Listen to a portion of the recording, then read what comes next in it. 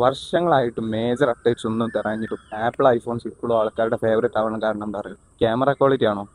User experience ആണോ? No. ഈ ഫോണിൻ്റെ ബാക്കിൽ കാണുന്ന ഒരു പാതി കടിച്ച ആപ്പിൾ അല്ലേ? യെസ്, അതാണ് ബ്രാൻഡിങ്. വർഷങ്ങളോളം ആൾക്കാരെ മനസ്സിൽ അവർ സ്ട്രോങ് ആയിട്ടുള്ള ഒരു ഐഡൻറ്റിറ്റി ഉണ്ടാക്കി. ഇനിയിപ്പോൾ അവർ ഒരു അപ്ഡേഷനും കൊണ്ടുവന്നില്ലെങ്കിലും ആൾക്കാർ അത് വരി നിന്ന് വാങ്ങും. ഈ ആപ്പിളിൻ്റെ ആപ്സ് ശ്രദ്ധിച്ചാൽ ഒരു കാര്യം മനസ്സിലാവും: പ്രൈവസി. അവർ ആ സിംഗിൾ മോസ്റ്റ് പവർഫുൾ വേർഡ് എല്ലായിടത്തും ഉപയോഗിക്കലുണ്ട്. നമ്മളൊക്കെ എന്തിനാ വീടിന് ചുറ്റും മതിലിട്ടുന്നത്? അതേപോലെ തന്നെ ആൾക്കാർക്ക് പ്രൈവസി വളരെ ഇമ്പോർട്ടൻ്റ് ആണ്. Same goes for digital world. Especially നിങ്ങൾ ഒരു ബിസിനസ് ഓണർ ആണെങ്കിൽ, അല്ലെങ്കിൽ നിയർ ഫ്യൂച്ചറിൽ ഒരു ബിസിനസ് ഓണർ ആവാൻ താല്പര്യമുണ്ടെങ്കിൽ, yes, you need privacy in your work place softwares. പല സ്മോൾ ബിസിനസ് ഓണേഴ്സും ചെയ്യുന്ന ഏറ്റവും വലിയ മിസ്റ്റേക്ക് എന്താണെന്ന് വെച്ചാൽ, കസ്റ്റമൈസ്ഡ് സോഫ്റ്റ്വെയർസ് കുറഞ്ഞ പൈസക്ക് സബ്സ്ക്രിപ്ഷൻ ആയിട്ട് യൂസ് ചെയ്യും.